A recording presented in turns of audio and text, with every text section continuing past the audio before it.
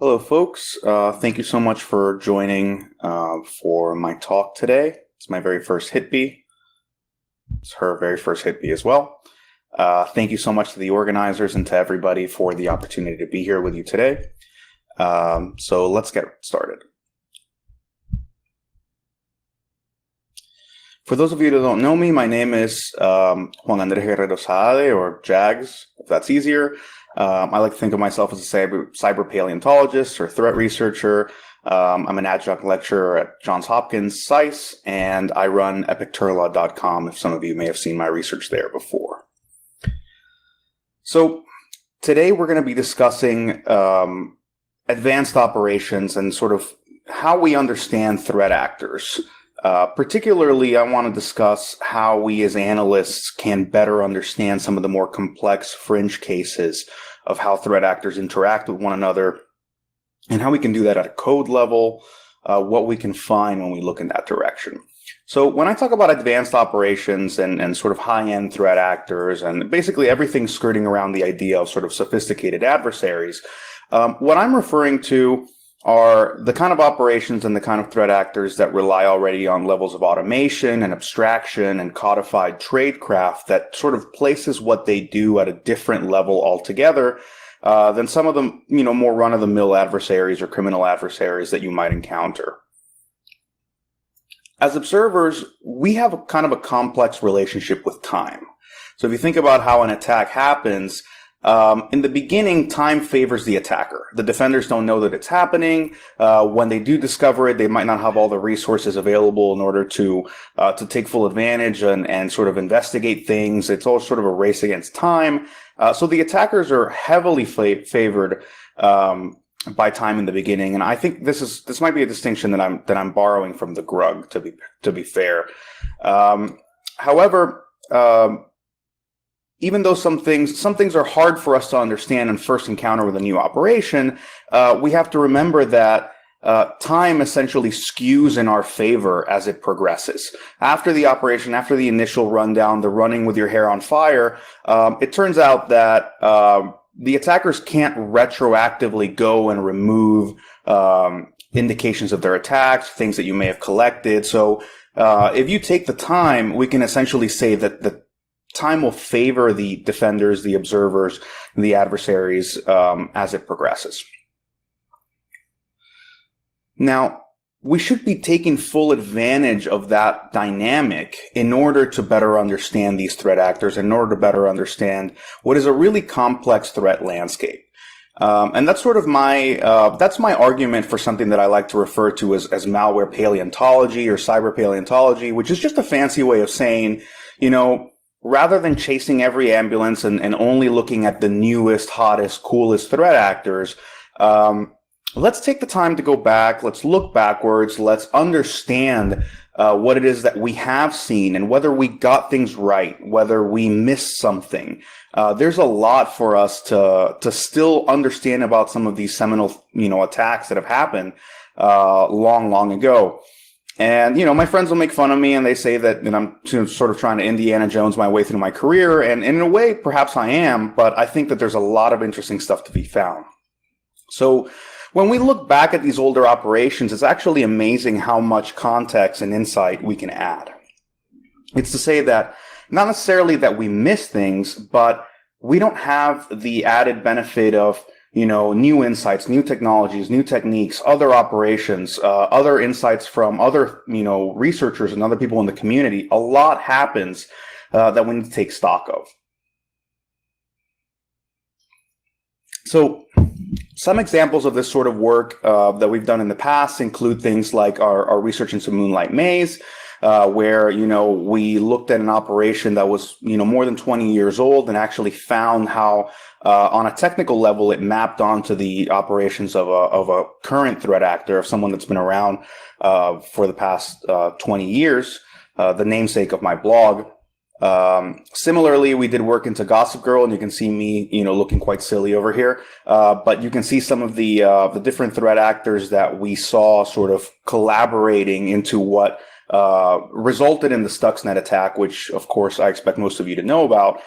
If any of you are interested, the details are all available on my blog, and you can understand what it is that I'm referring to with these different projects, both of which are really sizable, and it would take a lot more time than we have available to cover right now. So something that we start to touch upon with work like Gossip Girl is expanding the scope of the kind of research that we want to do, not just to look at more things, to look at older things, but rather to look at more than a single threat actor at a given moment. Most threat intel products focus on a single campaign or a single threat actor. And to be entirely fair, that's more than enough work all on its own. Not criticizing anybody in the industry for what they do. I think that, I've done this kind of work before. It is quite complex. It takes a lot of time. And my argument is that today I'd really like to take this a step further and sort of start to emphasize a different approach that we can take in hindsight, that we can apply to things that have already been found, things that have already been discovered, and do what I'm going to refer to as a sort of a threat actor genealogy. We want to understand how some of these different families and some of these different groups actually coordinate. Because when we focus on a single threat actor, what that entails is a very large gap in our understanding and even in the sort of general epistemology of how we understand the cyber domain, which is to say, what does it look like when multiple threat actors cooperate towards a common goal? It goes to show that as an industry so far, as we sort of discover these concepts and we sort of come to understand some of these new things, we know very little about how threat actors coordinate, how they do joint organization, and how they do cooperation. And of course, you're going to have that with intelligence sharing alliances with different sort of diplomatic organizations and different coordination between allied countries. Of course, you're going to have different types of cooperation. So I mentioned Gossip Girl before. Gossip Girl was sort of this umbrella entity for multiple threat actors that were cooperating together in order to, create what resulted in the Stuxnet attack. That is something that for us, for Silas Cutler and I, who worked on this together, it really emphasized a gap in our concepts as far as sort of threat intel practitioners went. If we look at sort of how you would normally organize some of this research, you've got malware families, you have infrastructure and targets, you might have a series of campaigns or a single campaign that you're looking at, and then that all falls under the umbrella of a threat actor, right? So how do we categorize something like Gossip Girl? And, this has been subject to some criticism. Some folks don't like the idea of adding another concept, another fancy term of art. But if you add, other threat actors to the picture and you want to say, how is it that these folks are sort of coordinating, cooperating, and what does that look like to us, where we don't have a granular understanding of what that ultimately will look like, we decided to sort of bring about this term that I've really been, sort of pushing for this very specific kind of situation, which is a supra threat actor or an STA. And the idea is not just to do some marketing, but rather to say this is a cooperative framework between multiple threat actors. And I think that it's an important distinction for us to have. So if we're going to suggest that this is a thing that happens and this is something that is worth adopting, Gossip Girl is a great example, but where are the other supra threat actors?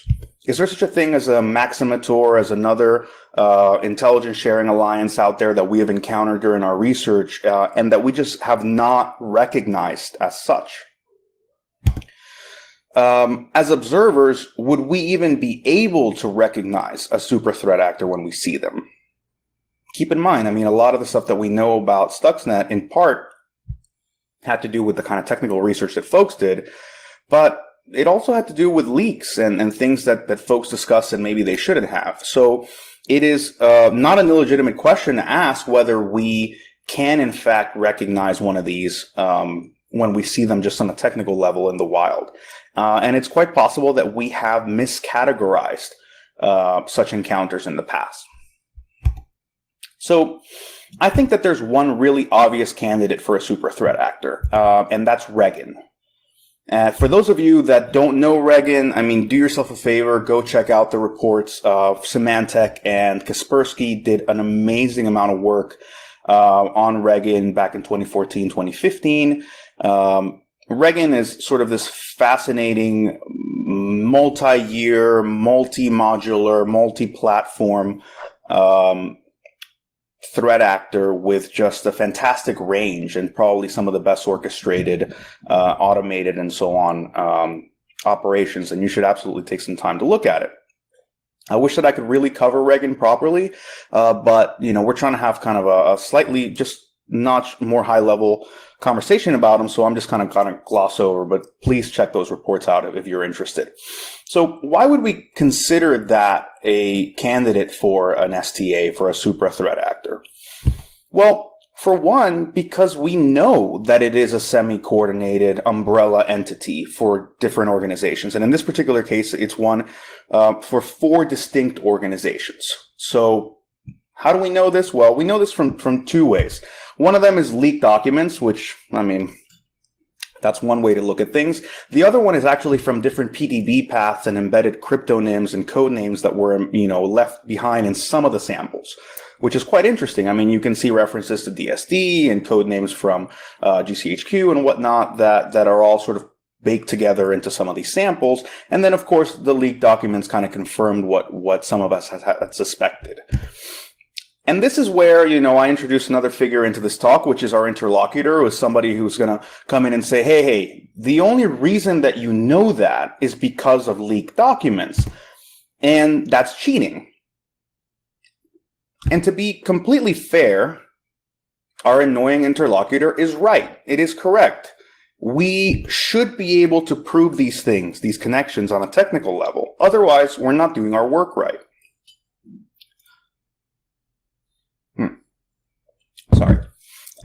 Moreover, while Regan fits the bill for a super threat actor, just from what we know, there's actually a massive elephant in the room. For anybody that's following along at home and kind of understands the background about these organizations that we're discussing, there's a 5th organization that's missing from what we could refer to as this malware Voltron, this sort of thing that this sort of superpower Captain Planet organization of multiple badasses, right?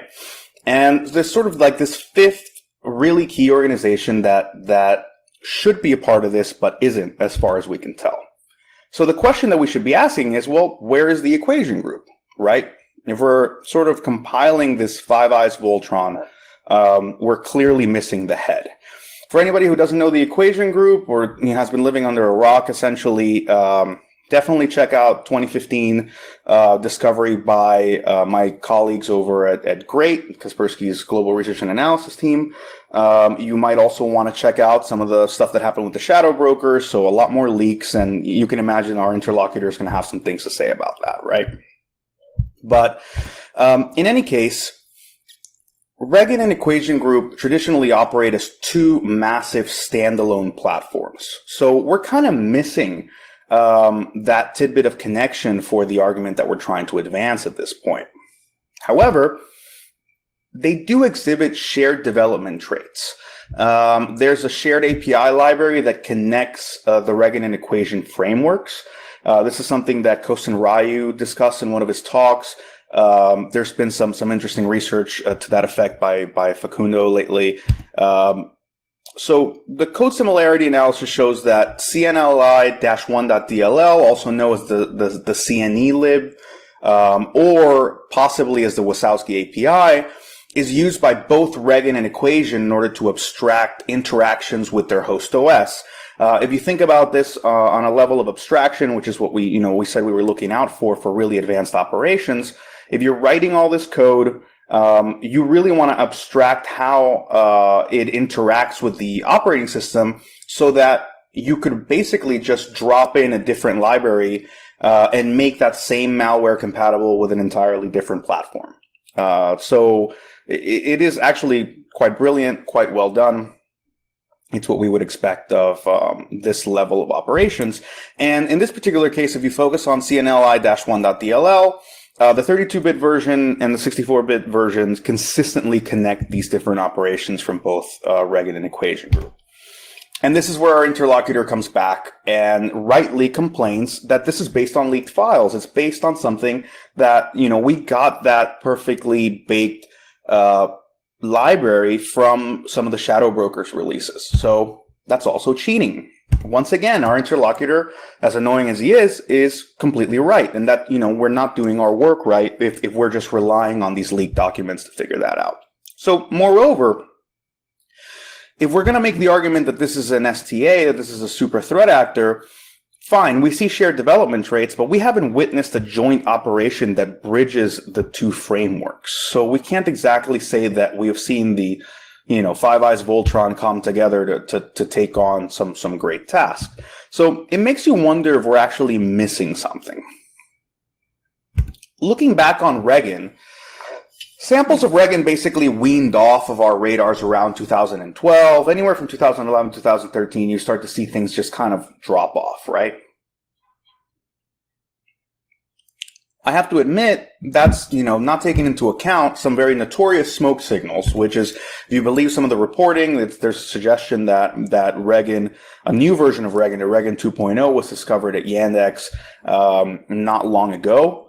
No details have been released, no samples have been shared. I hope the folks over at Yandex, if it's true, that they'll be kind enough to share some of this with us so that we can better understand this. But in any case, we don't have something quite so fancy as Regan 2.0 to play with and try to understand. But how about a Regan 1.5? So this is where I introduce something that I codenamed 0x Fancy Filter, or 0xFF for short, when we first started researching it. A good friend of mine pointed me in the direction of an unusual sample. It's a DAT file that appears out of thin air. And when I say it appears out of thin air, I'm not trying to be opaque. I'm actually referring to the fact that chances are that this file is being dropped with some very fancy quantum insert style techniques. But in any case, for anybody doing incident response, it just sort of appears out of nowhere. And you can see some of the details here. I'll be sure to provide some of this information in a consumable fashion in the very near future. Now, what makes 0xFF so interesting? For one, it's a Regan sample. It shares a lot of code with the general Regan framework. It also shares code with some very unusual, very rare Regan components like hopscotch. It shares unique code with hopscotch, which was a lateral movement tool that was discovered sometime after the original Regan. And you can see there's a blog from the great team on hopscotch and leg spin that you should check out. And even with this particularly rare sample, we see, sort of this non-trivial overlap between the two. But 0xFF isn't a lateral movement tool. It's actually a special validator for complex environments. And what we mean by a validator is actually a first stage tool that's meant to, you infect your victim with this first stage and you verify who the victim is, whether you're in the right computer, before pulling your next stage and your more specialized tools, right? Now, what makes it special, and the reason that it's used in complex environments, is it's actually meant to piggyback off of Internet Explorer. It takes advantage of all of the connection settings of Internet Explorer, so whenever Internet Explorer is loaded, it is able to reach out, connect, and do some of these other bits of validator functionality. It's registered as a MIME filter, and it actually does some very interesting things with parsing out, image source tags and looking for a special knock. Now, more interestingly, the newer sample of Fancy Filter actually encrypts most of its configuration data in a resource that's encrypted with RC4. And if you decrypt that and start looking with some of the contents in there, you actually find about 3 or 4 slightly older samples of 0xFF. But it's still pretty rare malware from what I've been able to find so far. The older samples are called http-filт.dll or html-filt.dll. It's this sort of theme of filtering. But be careful, be aware. HTML-filt was also a file name for an old security product. Quite interestingly, It's a security product that was tracked in the territorial dispute driver list. So make of that what you will. But yeah, don't get too hung up on that. And our interlocutor chimes in and says, fine. You found a new Regan. So what? Well, I'll tell you. The reason that we're looking at this is that these samples don't just correlate with Regan components. 0x Fancy Filter actually shares significant code with something called NetHandler. And NetHandler is another component that's also tracked in the driver list. And interestingly, the driver list gives us an NSA cryptonym for what NetHandler is. It's something called Misty Veal. Misty Veal is actually a massive lead because leaked documents actually have a description of what this piece of malware is supposed to be doing. And, well, here I have to give a fair warning. This is a classification warning. If you have a clearance and you really don't want to get in trouble and you don't want to have to fill out a bunch of paperwork, please avert your eyes now. I'll let you know when you can open them again. But if you look at this description from one of the Snowden docs, you can actually see that Misty Veal is a type of validator. It is supposed to function as a browser helper object, and it's supposed to piggyback on IE. It's basically all the things that we said that it was when we were describing Fancy Filter, but in this case, we're describing an equation group piece of malware that's much, much older. So, okay, you can look back. We have averted this classification crisis.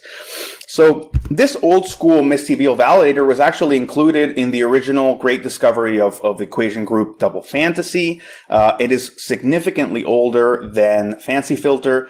And what's interesting is the original Misty Veal does not share code with Regan. Additionally, there are actually small unique connections between 0x Fancy Filter and other parts of the equation group toolkit. There's shared code with something called Teflon Door and Teflon Handle, which are meant to be sort of firewall tools. There's some connection with ArchieTouch, which is a recon tool, and even some, very small code overlaps with equation group exploits like Eternal Synergy. And the point is that these connections are not there because of shared functionality. They're there because of a shared developmental framework, which is precisely what we would have expected to see with operations of that, the ilk and the level of the equation group. So our interlocutor says, what's your point, right? My point is that looking back, in order to understand the nuances of our threat actors, in order to understand the nuances of this sort of complex landscape, is really the only way that we're going to understand these really complex, multi-year organizations that have a lot of institutional history, that are trying to essentially sort of idiot-proof their ops so that they can work for any kind of operator, for any kind of person sort of running these ops. And we really shouldn't miss the opportunity to look back and see what we find. I mean, Regan was something that was researched extensively. People, spent a lot of time on it. They did a lot of amazing work. And yet they didn't have the context of the equation group release. Then when the equation group release happened, they didn't have the context of the Shadow Brokers leak. They didn't have the context of some of the code similarity technology that was developed later and that we've come to use and figure out how to take advantage of for a lot of this research. So where does that put us? To essentially put a bow on what we've been looking at, we're trying to figure out how this cooperative umbrella of threat actors is really working. And what we've figured out is if you're looking at Regan, which is meant to share would sort of be the shared platform for the operations of these four organizations. We've got, Regan and all of its multiple payloads and stages, this Regan developmental framework, and then some of these rare pieces like Hopscotch. On the other hand, we've got the equation group with its own set of developmental frameworks. In this particular case, we're focusing on the Double Fantasy one, which results in things like Misty Veal. And then At first we had this early understanding of their shared development based on the Wasowski API, the CNE library. But more importantly, now we see what may be a shared operation, what may be a shared retooling, but in any case, a collaboration between those two developmental frameworks into Regin 1.5, or what we might refer to as 0x fancy filter. So I hope that this sort of visually illustrates how these things come together, what we can put together when we do some of this retrospective research, and hopefully the beginnings of more of a curiosity about what we can figure out about these ops. I mean, these are 8-10-year-old ops. They're, long gone malware. It's not like you're interfering with anybody's important operations, but it is actually a really crucial thing for us as threat intel researchers and observers to better understand this really complex threat landscape. So with 0x fancy filter, it's basically the missing link that places the equation group at the head of this Five Eyes malware Voltron, to follow a friend's suggestion. So I hope that sort of whets the appetite to start looking back a little bit more. I refer you to my website, epicturla.com, because I'm going to be releasing some Yara rules and, more of a breakdown, IOCs, and maybe even my IDB if I'm, comfortable letting you see how bad of a reverser I actually am. And I hope that some of you will get involved and reach out. So thank you so much for attending my talk, and I hope you found it interesting.